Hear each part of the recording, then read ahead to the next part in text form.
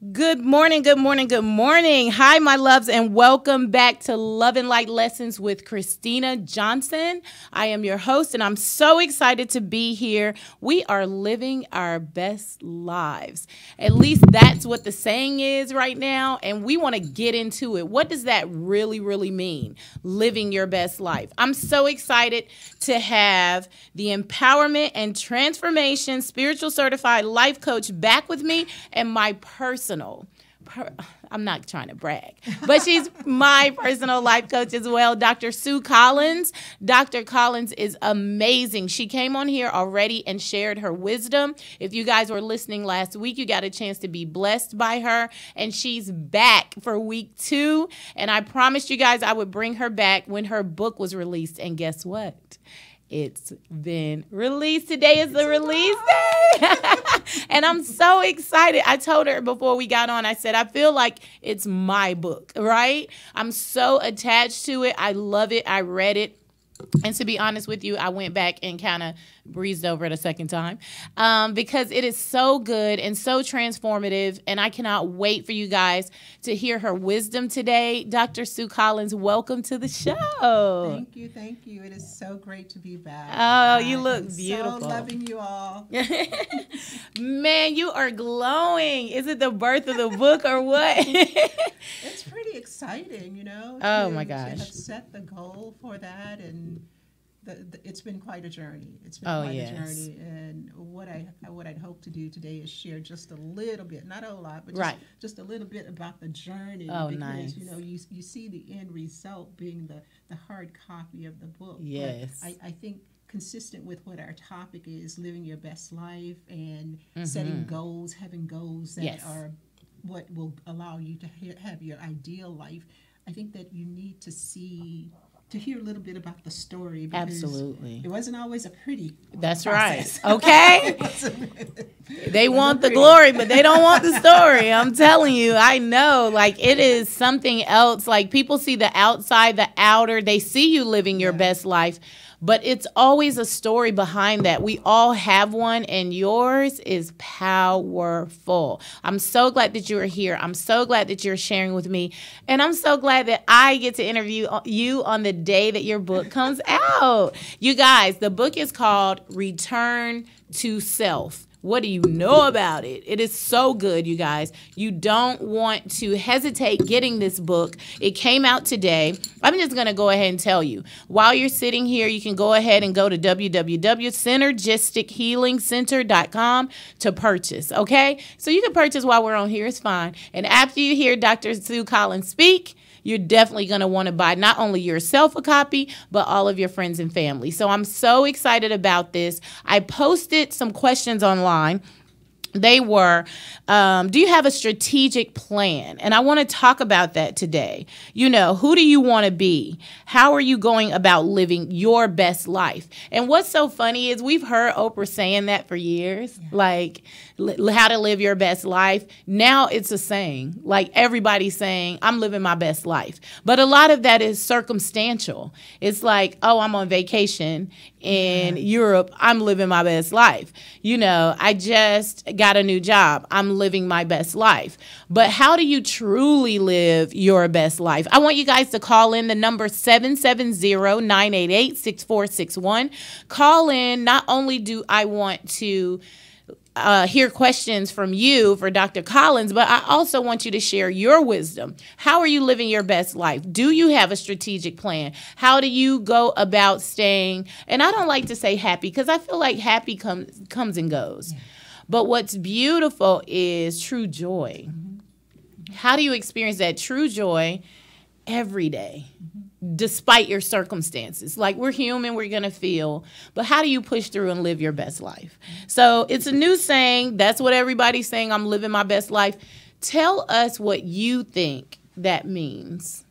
You know, I think that we say I'm living my best life, but the reality is that we really aren't. And we aren't doing it because we are focusing outside of ourselves on things and people and places to give us pleasure, when actually, in order to live your best life, you really have to go inside, do the hard work. Oh, yes. The first thing is, who are you? It's like wow. we talked about this when I was here before. Yes. So if you don't know who you are, if you don't know truly what you want out of life, what you want for yourself, then how can you even begin to live your best life? That's right? so true. And Absolutely. so one of the things that I talk about in the book is this process of mass conditioning that we are walking in lockstep with everybody, with society. We don't know who we are. Most of us have never stopped to ask that question, who am I? Can we delve into that a little bit? Because last night I was out with my friends, and I say friend girls, I'm from North Carolina. My friend girls, they came back to my place, and one of my friends, Sheikah, was asking me, she said, Christina, who are you? And she said something like, she was talking about my brand, and I said, are we talking about my brand as in career, or are we talking about who am I as a person? And I've always found that difficult in the past to answer, because usually if someone says, who are you? You like, well, I'm a nurse, I'm a mother. So how do you define that question, who are you? See, I think that we distinguish between who we are personally and professionally, but I don't think there's a distinction. And what I talk about in the book, one of the first things in the section on recreating your life, what I say is most people don't know what their spiritual beliefs or values are, right? And in order for you to create we're spiritual beings. Absolutely. Let me just kind of detour for a second. Okay. If you'd asked me that question 5-10 years ago, I would, well, not 5, it would be earlier than that. If you'd asked me that question, I would have said, I'm a mother, I'm black, I'm female, I'm I'm an associate professor, I'm a lawyer. I would have said all of those things. But all of those are just labels. Those labels are programmed with the energy of society. It is what society tells us that each of those things should be. Okay. What should a black female be, right? What should a lawyer be? What should a black female lawyer be like? Yes. None of that touches your soul. None of that touches your spirit. And when you live in that energy and you operate in that world, you wake up, you mentioned happy earlier, that's when happiness is fleeting, because for me, I chased what I call the shiny red ball. Oh, yes. I wanted the house, and I had the big house. Yeah. I wanted the luxury car, and I had the Jaguar. I wanted all of the trimmings. I wanted the travel and everything that goes with it. But I was looking for someone else, for something else that wasn't me.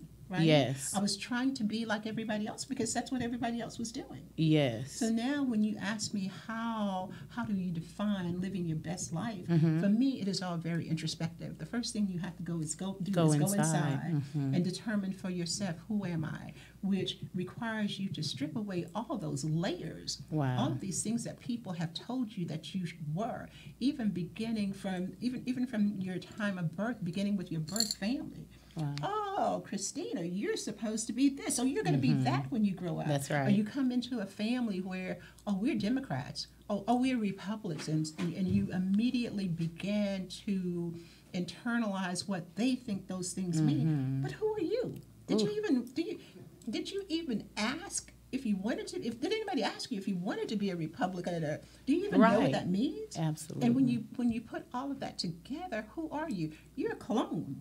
You're yes.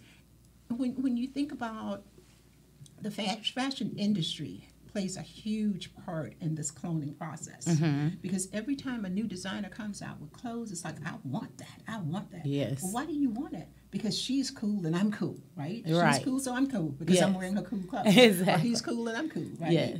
But is that who you are? So many times when people talk about living their best lives, it is a very superficial life that they're living because they really don't know who they are. And Absolutely. until you can do that hard inner work, do the introspection, to confront your own demons, so to speak, to come up with your own values. Yes. Yeah, it looks like you are living your best life, right? But you're really not. You're really not. Ooh. And that persona and that conditioning that other people give you is so hard to release when you've done it for so long. Like, I honestly was in tears a few nights ago because I have a high-end car and I don't want it anymore. Like, I've had 11 cars, and out of all those cars, maybe 8 of them have been high-end cars, right? And it comes with a big price tag, even for an oil change. Like, you have to get the oil change. You got to keep this thing up. Like, and all I kept thinking was, I just want a Jeep. That's it. I want a Jeep Wrangler. It's me. I can put on a ball gown with some combat boots, get out. I can put on my workout clothes, go to the gym, get out, and still feel comfortable and feel like it's Christina, because now I know who Christina is. Before, and it wasn't even like when I got my first Jag, as a matter of fact, I loved the body style so much because it had a vintage look to it, and it had those bug eyes. So it was more like, I've never seen a high-end car that I love like this. You know, I want to get that. And then I'm big on manifesting. I would say, oh, I want this, put it on my phone, pray, ask, have faith, manifest it, and here it comes. And now it's like I've gotten to the point in my life where I just want to be comfortable. I just want to be cool. I don't want to deal with these high-end cars anymore.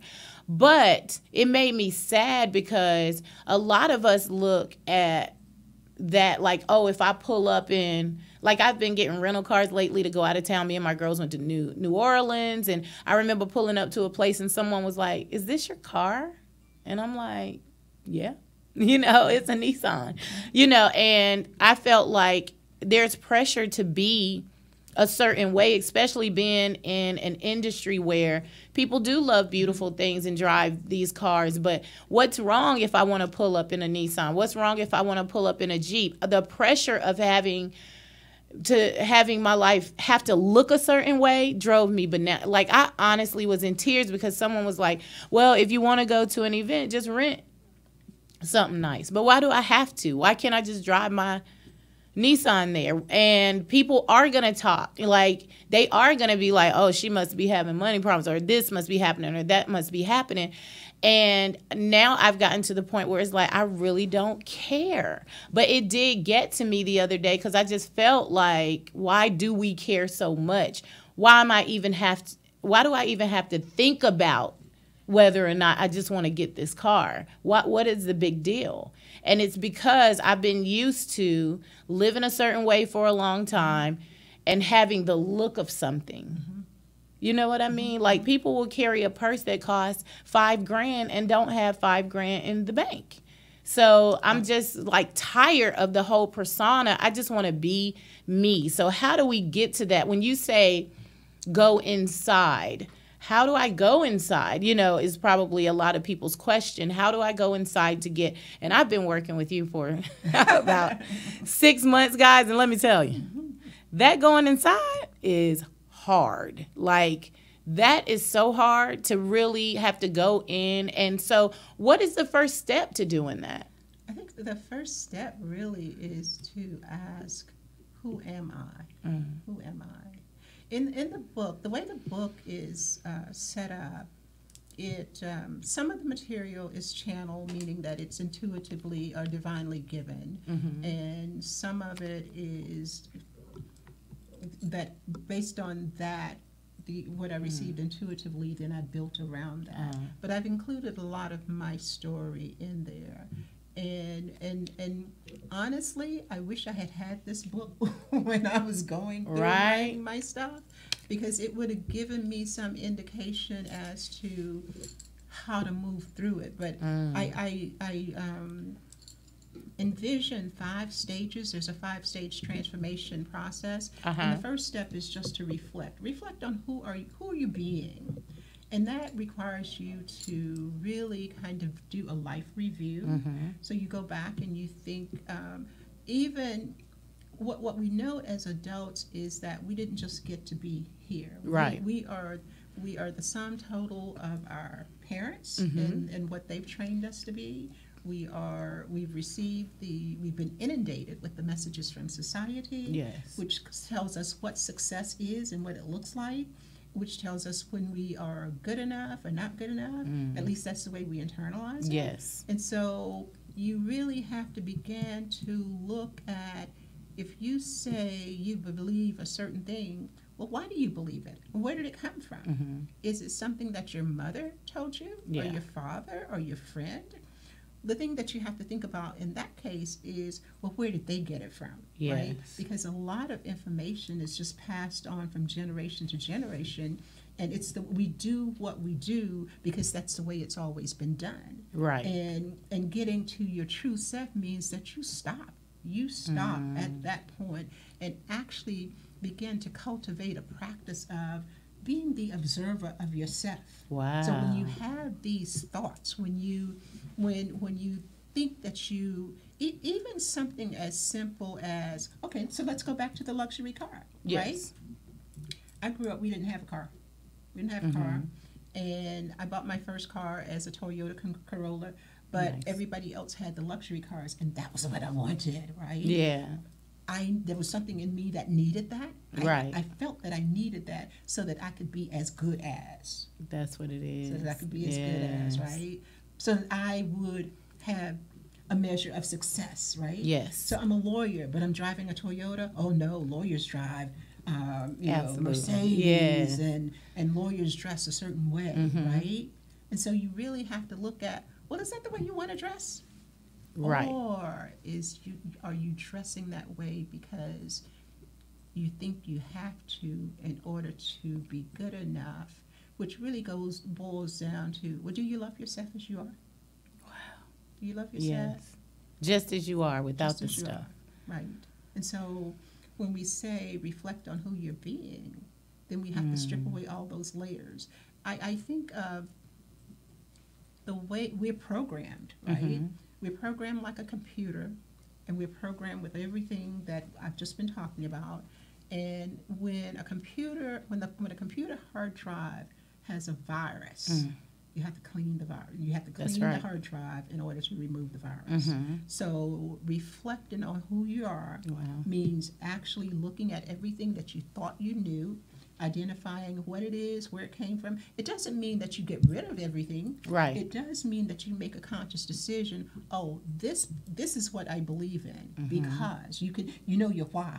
Right? Yes. This is what I believe, and this is why, as opposed to this is what I believe, but I don't know why. But that's the way it's always been. If you stay in that space, then you're paralyzed, and you're never going to get to happy. Happy is fleeting anyway, but you're never going to get to joy because your soul isn't going to be satisfied. Wow. There's going to be something within you that keeps saying, and this is why I think we're always looking for more, more, because we can't feed the soul. We're not giving it anything to feed. We're building on this contaminated mindset. That's right. That actually you've got to remove that in order to go to the next stage. Wow. And there's some other things I talk about in the book, but one of the things we're talking about today is having goals and developing a strategic spiritual plan for your life. Well, if you don't know who you are, how? You don't know what your values are, your spiritual values are, or your non-spiritual values, your secular values. You don't know what any of that is. Then how are you going to know how to develop this plan for your life? That's right. How are you going to identify what's important? How are you going to identify? Because what you may do then, until you do that front end work, what you do is just carry these other beliefs, that persona that someone else has created, you carry that forward in your life. That's true. That's true. Oh, and it's so, the scary part of that for me is that you're living your life for all of these years and you don't even know that it's not truly who you are.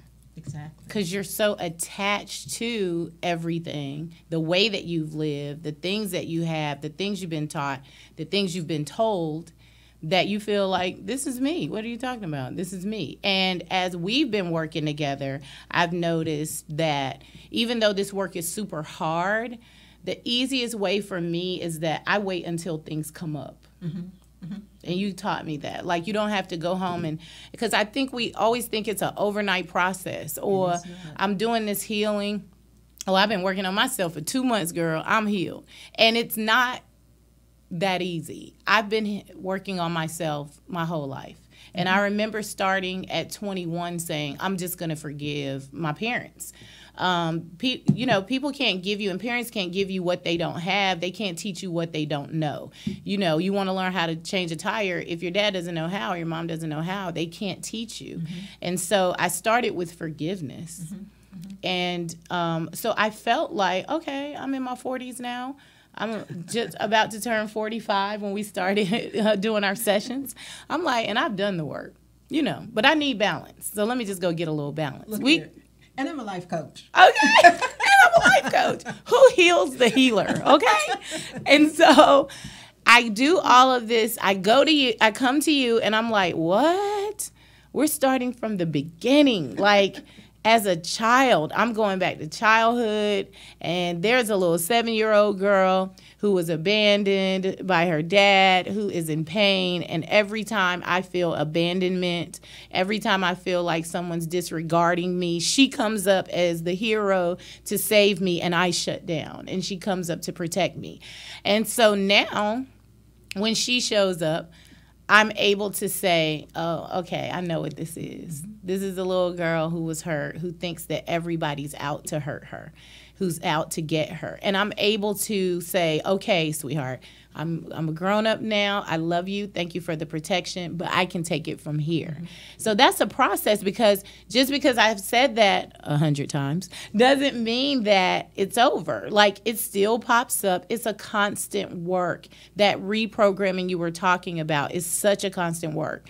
And being an observer of myself and being able to step back and say, oh, you're just afraid, and it's okay.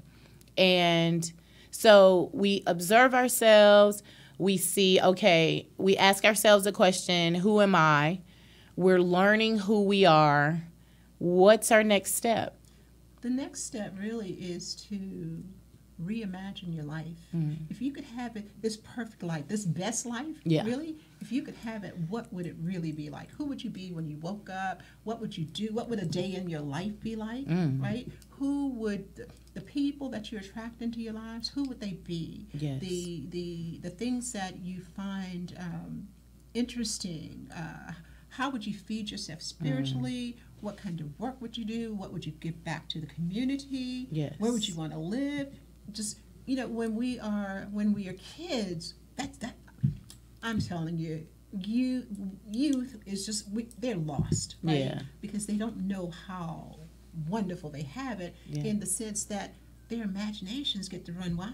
Absolutely. Right? A kid can want to be a policeman, a fireman, or garbage man, all at the same time, and a doctor, and all this stuff, all at the same time. Superheroes.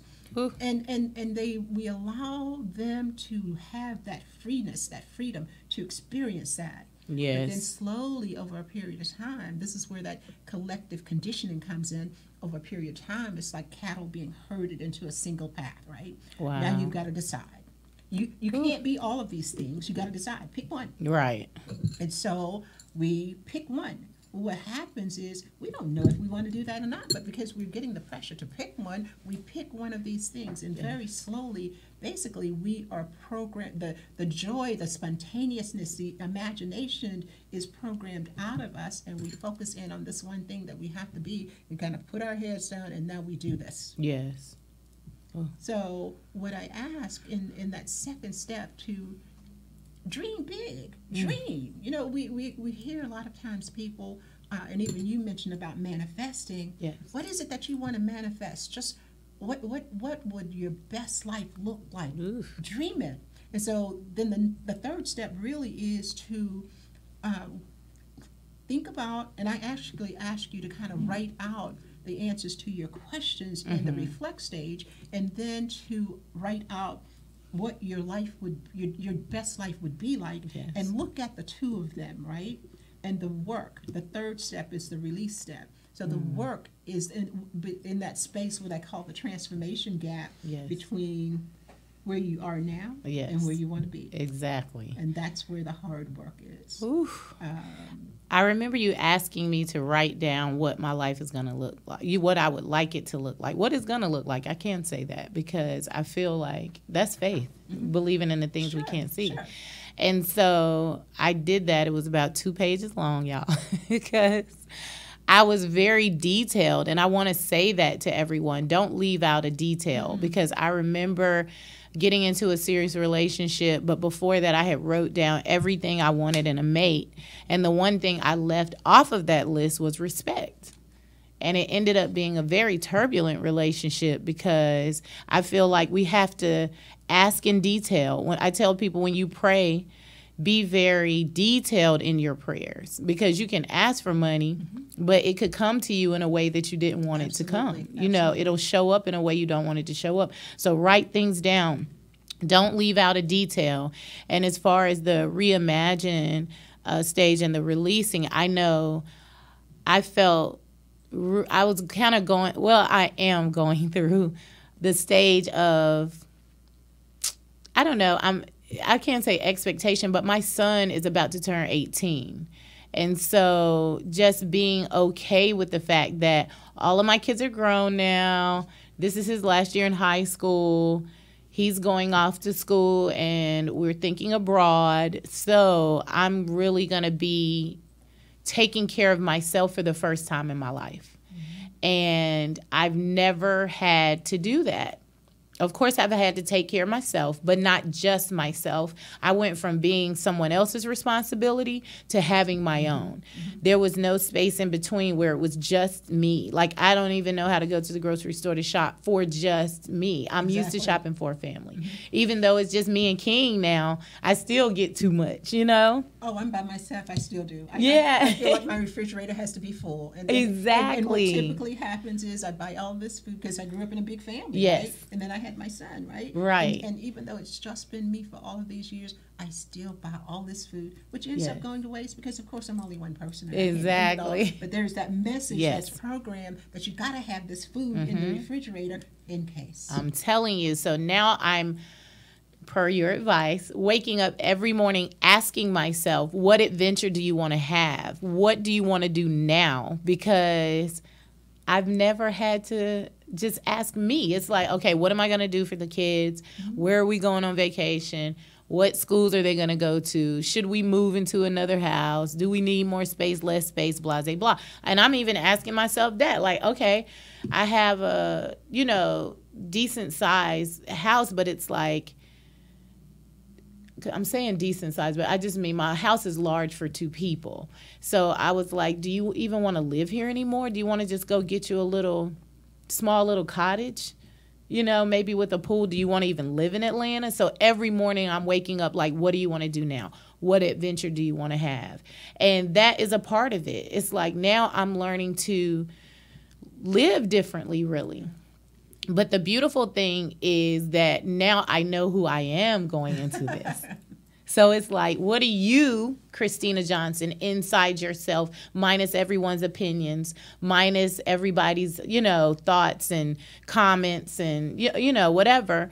What do you really want to do? Because you don't have to live in a huge place. You don't have to live in a small place. Like you can find something that makes you happy, period. Do you even want to be in Atlanta anymore? Like I'm really thinking about that. So these stages, you guys, it really, really works. This book, Return to Self, is amazing. You got to get it. It's going to help heal your life.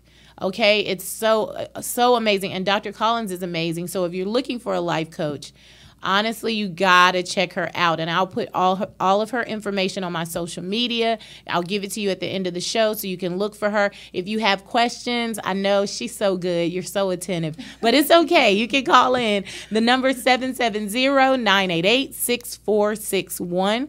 Call in with your questions. We would love to hear from you. And let us know how you're feeling. Let us know if you're living your best life. How are you going about living your best life? We want to know, right? Yeah. And I want to hear about it. Is it circumstantial? Do you feel like I'm living my best life only when I feel good? How do you handle, and I can ask you that, Dr. Collins, like, how do you handle it when it is circumstantial? I know you have to do these steps, but like, is there any quick fixes even? Oh, there are no quick fixes. So you can't just say, okay, I'll do this and it'll make me happy for a little while. And it might make you happy for a minute.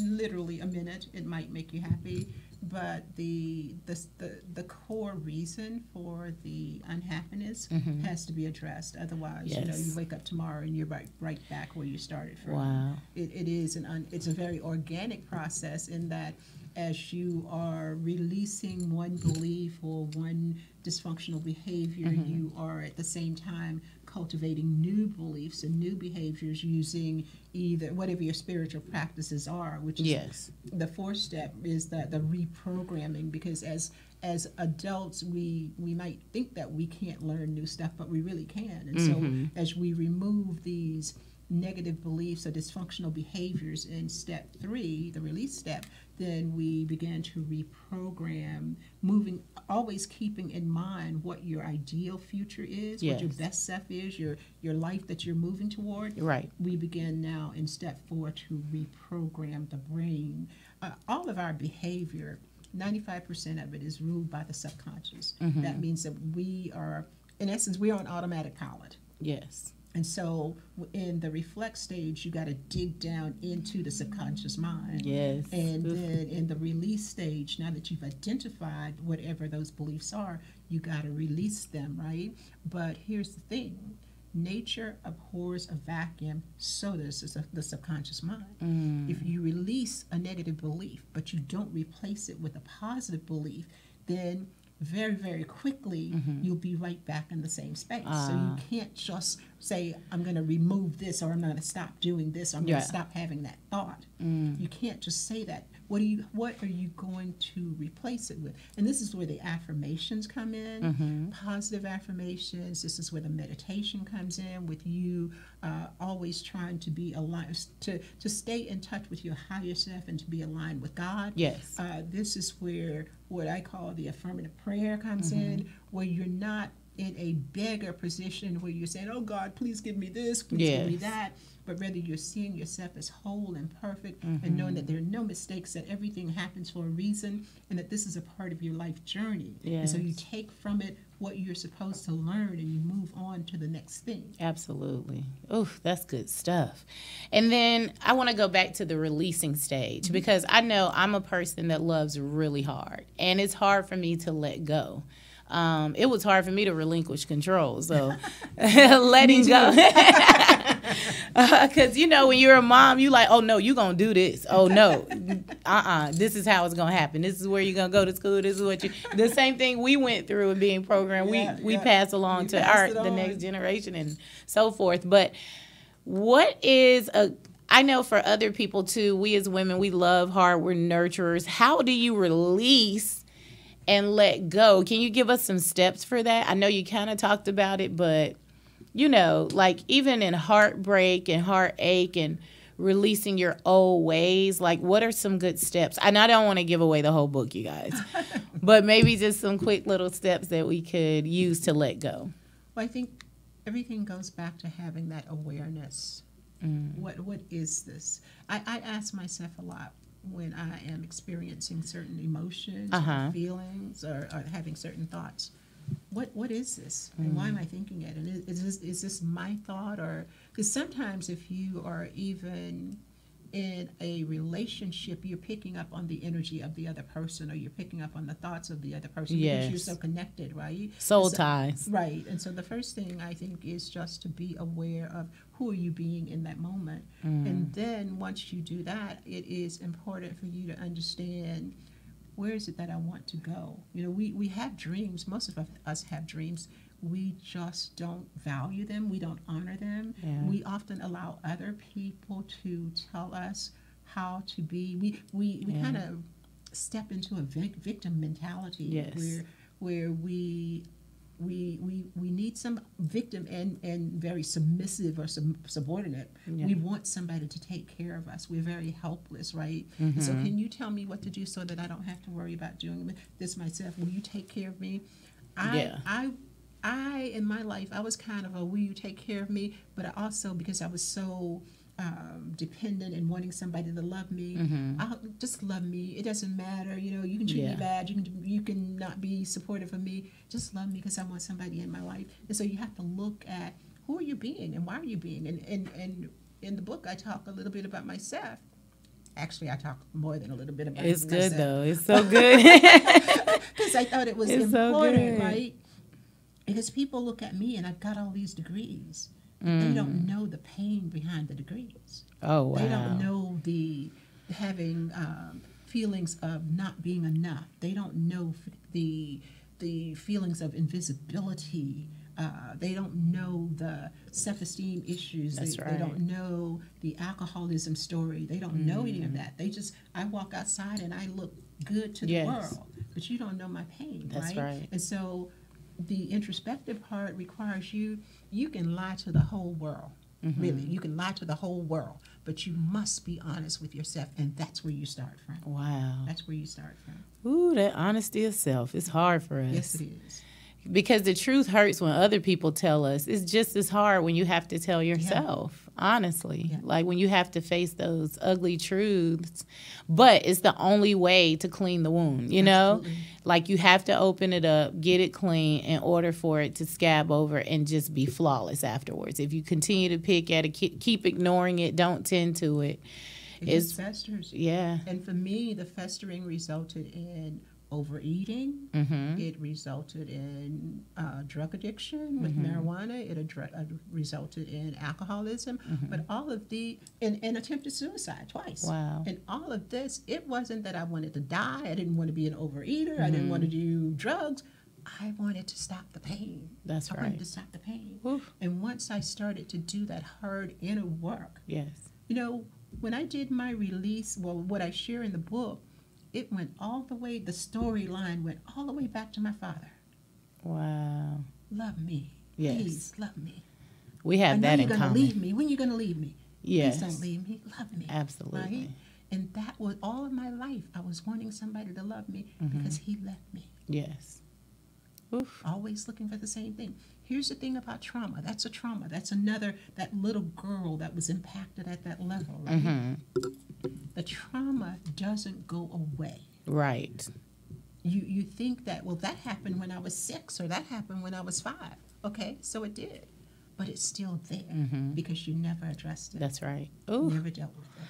And that's where the work comes in. That's the work. Because that's a lot of the issues that I have too, you know that. And it's like it even made me try to overachieve and overlove and overtake care of everybody by putting myself last and making sure everyone else's needs were met before my own. And then having to go back and figure out how I was going to take care of my own because I gave so much away just so that I could feel that I love you. You're the greatest friend. You're the greatest mom. You're the greatest wife. You're the greatest ex-wife. Yeah. You're the greatest. And just sacrificing myself so that I could just feel loved. And so that healing process has been amazing for me because now I realize my love for me is enough. God's love for me, my love for me. I don't need the validation of other people that are around me to give me that. Of course, I love still. That will never change. I love everyone. But it's different now. It feels different now. And I'm conscious of when I'm going too far. And I'm still a work in progress. I was telling my friends just yesterday, I'm like, if I say something to you and you don't like the message, I'm saying it respectful, but I'm setting boundaries. And it sometimes gets to me because I just always want everyone to be happy. I want you to be comfortable. But at the same time, I want to be loved. I want to be respected. You know, I want to be able to be honest about how I feel. And for me, that's a very difficult place because I'm used to that. I'm like a love addict. Does that make sense? Oh, it absolutely does. It's like, yeah, instead of alcohol, I want the love. You know, and just, you know, this is some work. Oh, we got a caller. Sorry, you guys, we've just been talking and talking. I'm not ignoring you. I can't wait to hear from you. We have a caller at 8973. Hi, caller. What's your name and where are you calling from? Hello. Oh, you said the last 4 digits. Oh, Lord. It just helps so you'll know who you are because it's more than one caller on here. Hey, boo. You said 8973. That's me. Yes. Hi. I guess you know the voice. This is Tia Billionaire. How Hi, y'all Tia. doing? Hi We're doing there. great. Oh, Dr. Sue, you're hired. You're hired. Oh, my goodness. I absolutely love her. This is my first time being able to catch the show literally like live. Oh, Except that's for the so time that awesome. I was on it. I always play the replays. I'm still eating from your last time on. I'm literally still eating from the last time you were on. Wow. Oh my goodness. There's so much to take in, so much to ask, so much to. First of all, I need the book. I want the book yesterday. Like, can I Thank get it you. overnighted? I love it. It's so Like good. yesterday.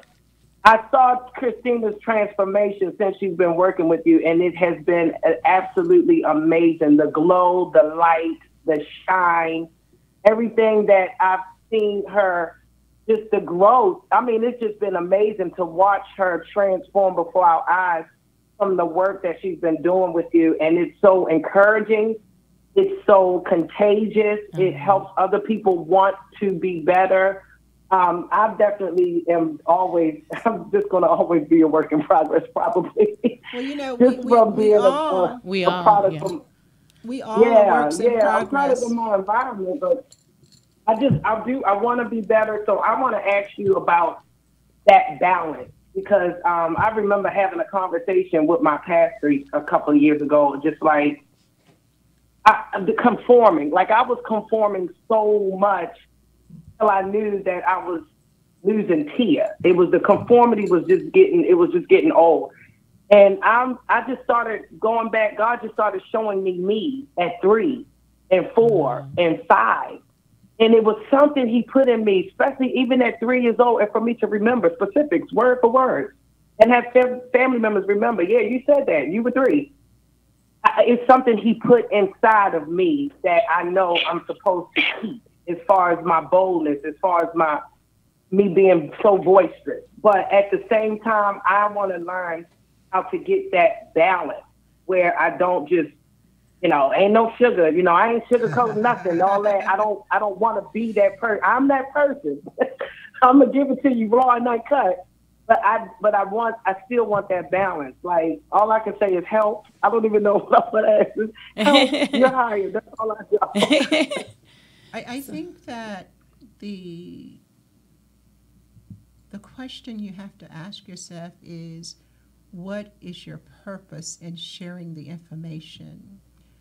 When I was a kid, and actually right through I'd say my early 30s, I was very outspoken, and I still am, but I really took no care as to how I shared information.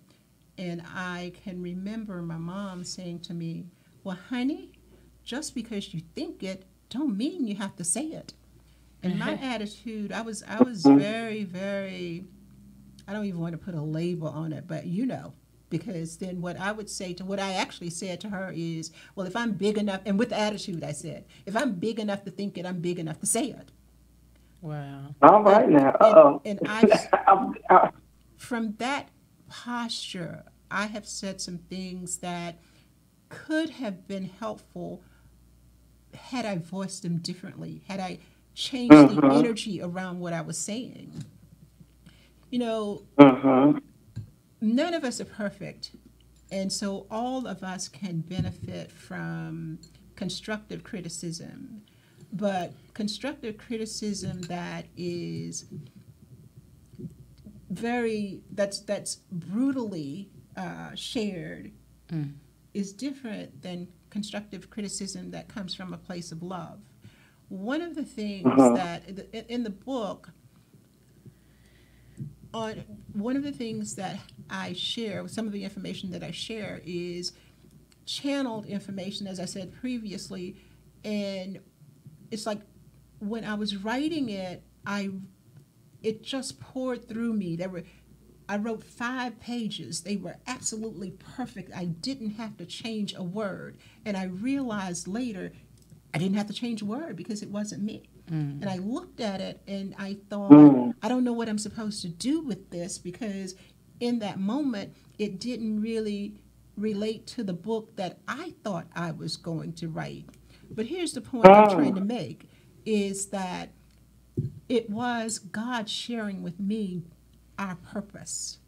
And our only purpose for being here is to learn to love ourselves so that we can then love others. And so the short answer to your question is, what is your focus when you are sharing this information or when you're making statements? Are you coming from a place of love? Because if you are in that space of oneness with God, God didn't do anything that was intended to hurt. Right. Even Jesus talks about the greatest commission is to love. That's right? And so yes, you probably have the ability to see things and know things and to share that information. But if you're sharing it from a place that is not grounded in love, then I would encourage you to, before you share it, just kind of step outside of yourself and ask, what is the purpose? What am I trying to do? Do I want that person to be stronger and more at peace when they leave me? Or do I want them to just deal with it? And often, if the person is already broken and you share in a way and from a space that says deal with it, then you contribute to their demise as opposed to contributing to lifting them up. So why are you sharing is the question. That's a good, I love that. Oof. That is powerful. And it actually confirms. It makes me feel good. Go ahead, Kristen. It makes me feel good that you said that, because then it does lead back to, are they overly sensitive as well? So it's that balance again. So I kind of feel confirmed that when I do shut down, then I'm supposed to shut down. When I do share, then I'm supposed to share, because then that person can receive, because it's always coming from a place of love. I remember my son getting on the phone with a young lady one day, and he let her know, he said, honestly, if my mom is talking to you, if she's even talking to you, that's because she absolutely loves you and want to see you win. Because if she didn't even care, she wouldn't even have this conversation with you, or you wouldn't be so strong on her heart like that for her to share. So I see where that balance has to come from too. What were you going to say, Christina? I'm sorry. I was going to say, I love it when you said, do you want them to leave? You want them to leave you in peace. Yeah. That's so powerful that you can deliver a message no matter how hard it is, and people can walk away from you still feeling like, still feeling peaceful. Like, like what you told them set them free instead of more aggressively. Because I know back in the day, what came up came out for me. Oh, absolutely. And if it came up in my mind, I didn't even think about it. It just flew right out of my mouth. And I was like, ooh. And one day I told this story before, but I said something that hurt my sister, Michelle. And the look on her face changed me for life with that. So I remember thinking, from now on, Christina, what comes up, you think before you let it come out of your mouth. And someone online said, my family would say tact.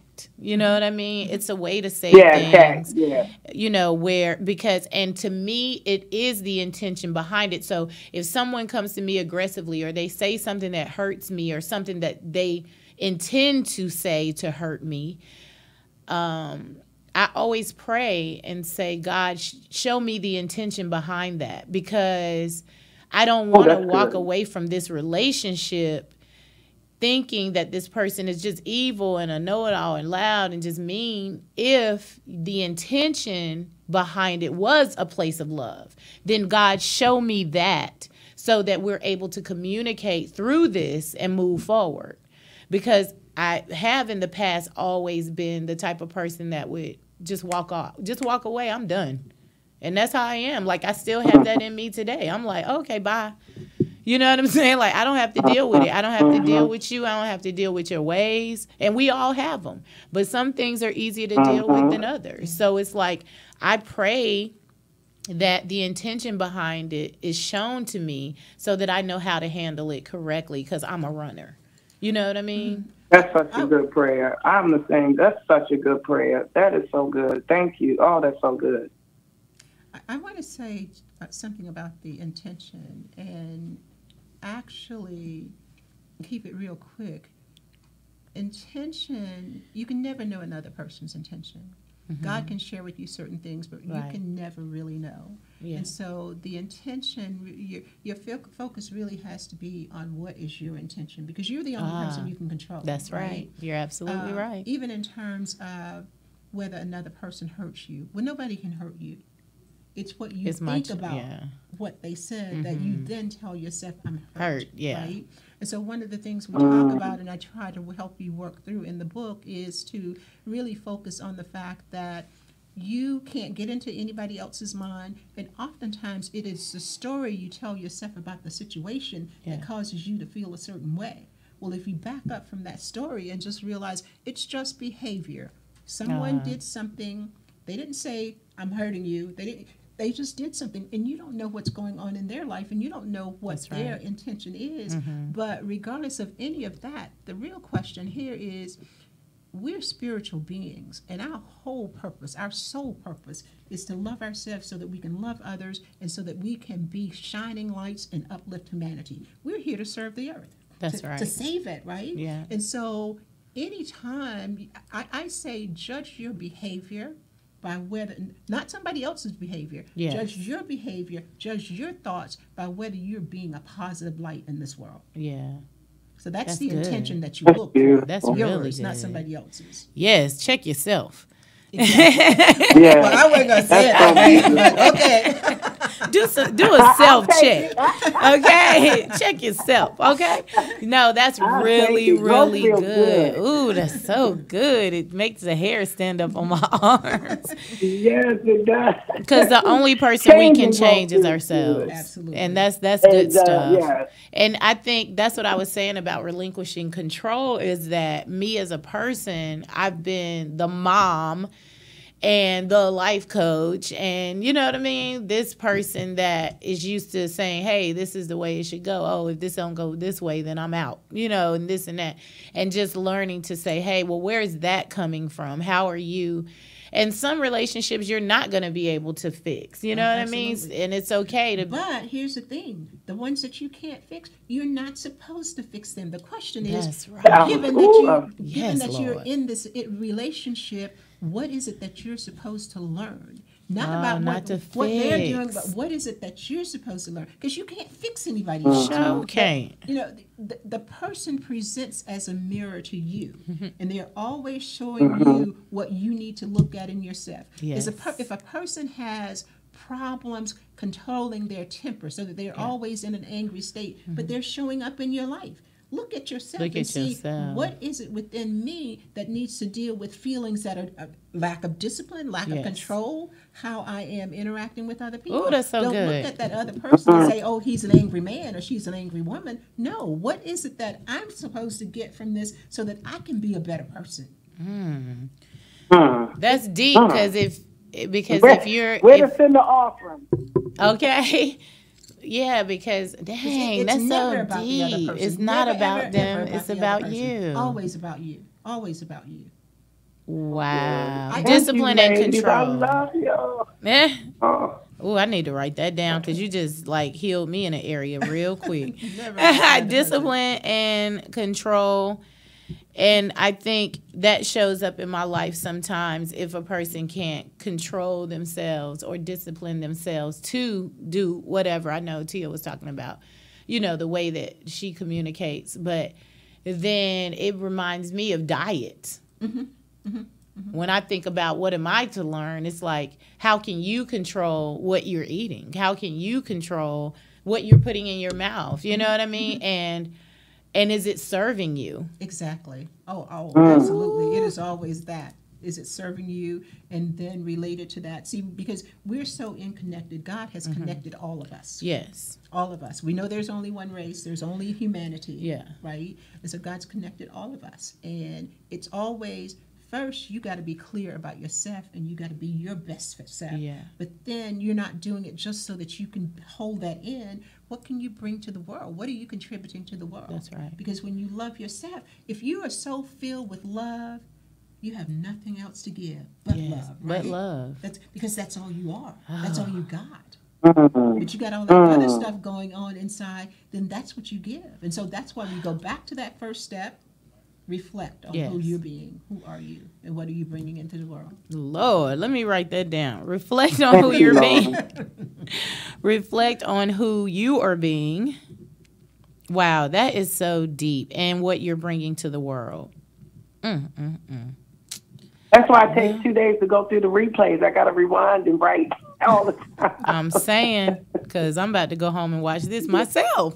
Me too. Yeah. This is so good, Tia. Thank you so much. Oh my gosh, through your car, I feel healed in an area. I'm gonna have a salad today. I'm gonna have a salad. I love you. Love you. I love you. Love you, Chris. I love you, honey.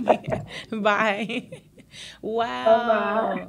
That was so deep. We have another caller. I'm going to go ahead and take it because, as you know, I always run over, but we are running out of time.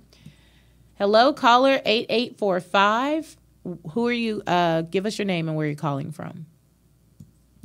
And this is Sunflower. Hi, Tanya.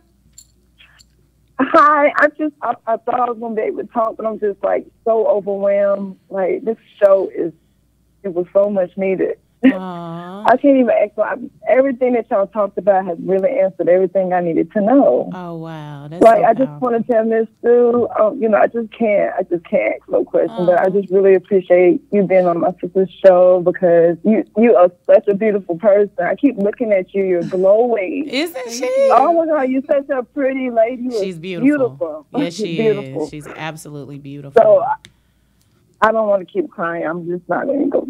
No, that's okay. It's a lot. But thank you so much. Thank you, because I really needed to hear all of this. Aww. So I can be with this. Thank you. Yeah, that healing is always necessary. Yes. When are you coming back on the show? Yes, we have to have her back. It's so much to delve into, and 1 hour is definitely not long enough. And healing is a process. That's why you guys have to get her book. It's called Return to Self. That's the cover. That's the cover? Oh, yeah. I keep staring at it, and I'm like, oh, it's so beautiful. I want to show it. This is so dope, you guys. Take a look at this cover. Now, I will, because I can't see it while I'm on the phone. But I will be purchasing it. Can you explain this cover to me? Because I know it has a deep meaning. The whole book is a book that God gave me the vision to do. And he also gave me the cover. And so I commissioned Chris Richardson to actually paint the picture, and he then did it electronically so that we could make the book cover. But in the back, you see the original me. This is the and I thought of it in terms of myself. Yes. But you just put yourself there. In the back is the person that you actually are. That's who you were born into this world to be. This person has his back to us, but this is the person that's been programmed by society, that has been, this is where the virus lived. Yes. But this person has shed that and is now returning to their true self. Oh, that's so which is beautiful. how we got the name of the book, Return to Self. Oh, that's so beautiful. Oh, you guys, I've read the book. I know I cheated. I had to get it early. It is so good. I can't wait to get it. Oh, my gosh. It's so good. It feels so good to be able to heal. Yes, it does. Can I just say that no matter how ugly some of the days get, I remember one day crying for like 2 hours. No joke. Like crying for 2 hours straight because it's a lot. It is. Deprogramming, that's hard. Like it's hard to let go of what you've always known. You know what I mean? What you feel like you've always known, what you've always been taught, and drawing your own conclusions. Like it's like starting all over, and depending upon your age, it's like, whoa. Oh, most of us don't even know how to begin to do that. And here's the thing: there's so much we've been programmed. I think maybe the young people, the babies, don't have the problem, but anybody else that's been around a little while, you've accumulated some stuff. That's right. And as I was going through my process, 60 plus years worth of stuff Yes. to dig through, right? Yes. And so there were times when, I cried every day. Oh, wow. When I went through my life coaching school, it's a 9-month program, I cried every day for 8+ months. Wow. Because every day I thought, okay, I'm done with this, right? Yeah. And then we would dig deeper and go to another level. Yeah. And you have to keep going until you get to the core. That's where the real self is. Then you begin to build based on what you want to be, based on who you want to be. And it doesn't mean, you look at everything, but it doesn't mean that you get rid of everything. It means you then make a conscious decision as, this is who I am as a spiritual being. These are my core values. These are my core spiritual beliefs. So you get to consciously choose what you believe rather than being asleep and just being told this is who you're supposed to be. This is how you're supposed to be. Yeah. How do you want to show up? That's the question I think about a lot of times. Christina, how do you want to show up in the world? Christina, how do you want to be perceived based on who you really are? Not perceived in a way that you feel others think you should be, but how do you want to show up in the world? And I'm telling you, it's shedding a lot. And I have to say, not only emotional, physical, but, in my physical life, as far as I don't need as much stuff. And I've never really been a pack rat, you know what I mean? But now it's I'm shedding a lot because all I need is me, you know what I mean? And God and love and to be love, to reflect love. And so it's worth the work, you guys. It really, really is. It's worth the work.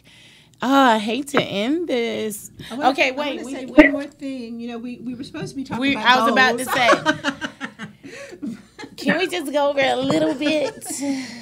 Yeah, okay. Because we didn't finish talking about, and Tanya, I'm going to release you because I know you got to get back to your babies. But thank you so much for sharing. Thanks, we Tanya. love you. Thank you. Y'all have a wonderful day. You too, sweetheart. And I will be getting that book, and I may get quite a few to just give away for gifts. Okay. Yes, ma'am. Yes. Thank you so much. All It's right, going to bless. It's really going to bless. Thanks. All right. Love you. Okay. Love you too. Bye-bye.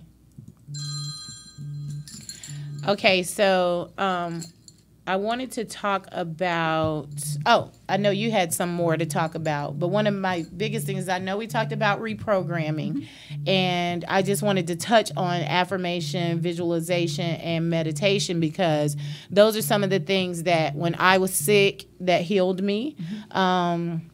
Throughout my life, I've been doing affirmations to the point where I've had to tear out pages and make new ones. And prayer, meditation is a form of prayer. And I remember when at one point I wanted to lose this weight. I wanted to get healthier. And I just would see myself walking to my sister's house in these one particular pair of jeans that I couldn't get in anymore with a T-shirt tied in the back and some heels. And I would just see myself taking this walk every single day, taking this walk until one day I was walking to my sister's house and I had to stop in my tracks because I was wearing that outfit. Yeah. I was the size that I wanted to be. And can you just give us a little more as far as affirmation, visualization, and meditation? And then I want to go to number 5. Well, in my opinion, meditation is the highest form of prayer. And it's when you let all of the outside stuff go, all of the external stuff go, and you actually go inside and you connect with your higher self and you connect with your God self. And in that space, oftentimes when we talk about prayer, we're so busy talking. For me, prayer is you talking, but meditation is you sitting in the stillness and allowing God to speak to you. And that's when you get your answers. One of the things that I sometimes do is if I have a question that I need some assistance with, or if I'm about to make a decision, I will write that question down, get it out of my mind, but I'll write it down before I actually go into meditation. And then I'll just sit in the silence and sit to receive. Right? And with affirmations are positive statements about not about what you want to do, but the thing with an affirmation is that you must see yourself being and doing that thing in the present.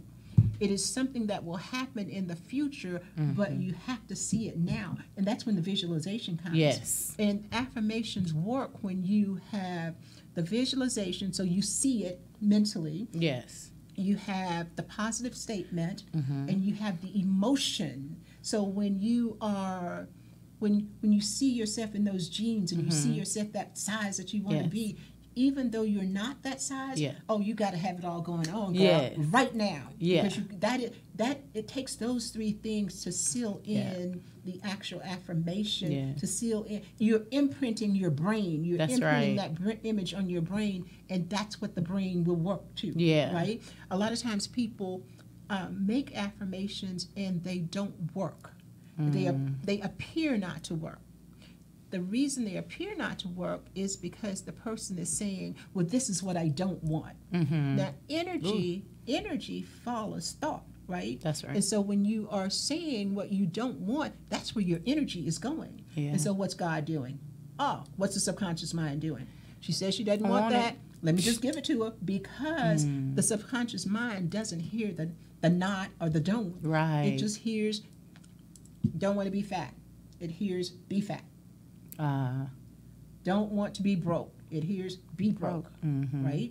And so while you're saying that you don't want to be these things, you're still putting the energy into those things, right?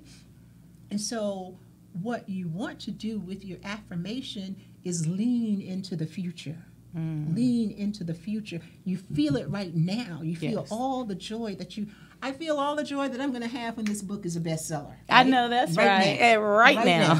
I love it. But it's not yet here, but I'm still feeling it, right? Yes. And so that's what's imprinting that on my subconscious mind. And that's what gives me the energy to keep moving forward. What you don't want to do is say what I don't want.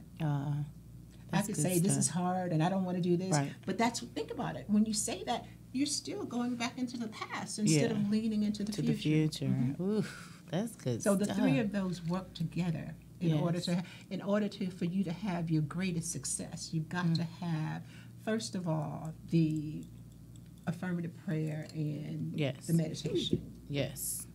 The visualization and the affirmation. I love it. All of those work together. And there are other things that other coaches and other information out there about how you can achieve your dreams. But for me, these are the basic four. This is the foundation. This is the foundation. This is where you start to work. Whew. Is there anything else you want to share about the book before we go? Because this is some good stuff, guys. This is some amazing work. I just want to talk about fear. Okay. Fear can have a positive purpose in terms of protecting you, but all too often when there are things that we want to do, when we have our dreams, our desires, our best life that we want, fear paralyzes us because we feel that we've got to do it perfect. Got to do it perfect. Yes. And we're so concerned about what other people are going to do if we fail, what they're going to say. But in the book, I share this example, and this is one of my favorite examples when it comes to fear. A baby doesn't know fear, and they'll stand up and they'll fall down, right? And they're strengthening what I call their get-up muscle, right? Because every time they get up, every time they fall down, they get back up. And they don't know. Fear is a learned behavior for the most part, a learned emotion.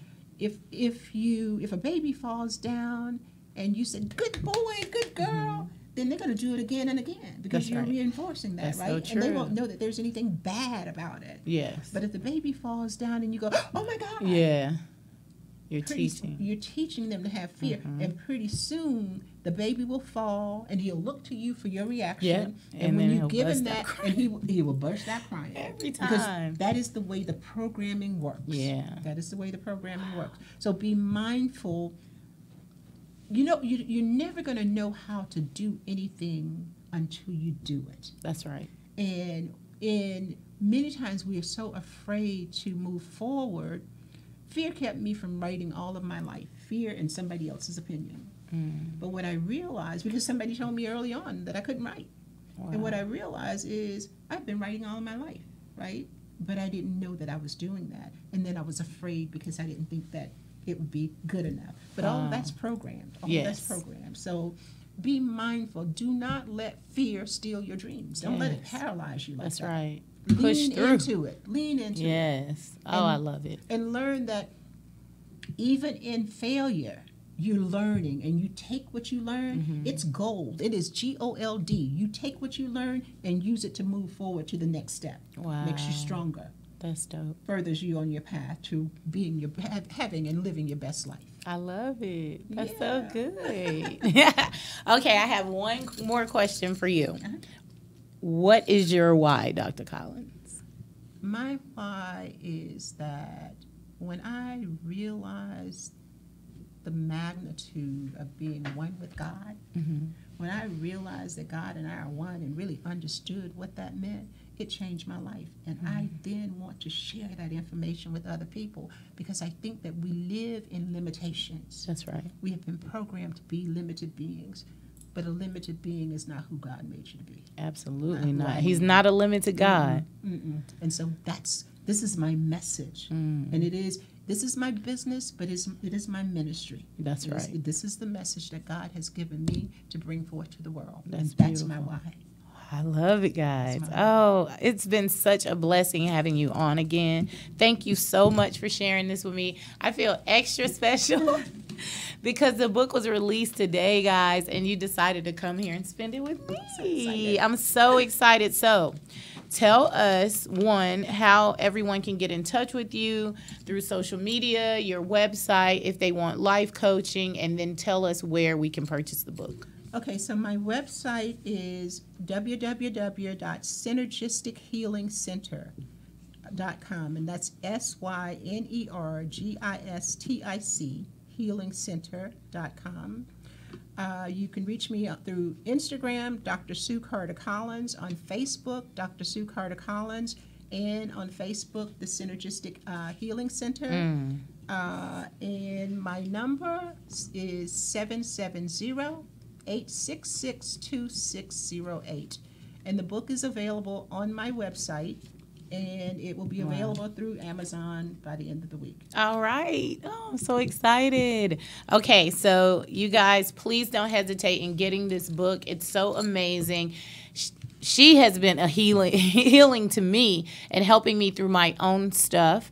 So if you're looking for her for life coaching, I can vouch for her. She is life-changing, and the book is life-changing. So please go get Return to Self. It'll be on Amazon, as she said, later in the week, and you can get it today. I'm so happy. I don't know what else to say. I'm so happy. Thank you guys for tuning in. I love you guys so much. If you want to follow me on social media, go to my Instagram page. I'm Christina Johnson _ Facebook, Christina Johnson. Inner Peace, INNERPIECE on Twitter. Or you can go to my website for all things Christina. It's www.christinasjohnson.com. I love you guys so much, and there's absolutely nothing you can do about it. Yes, that was so...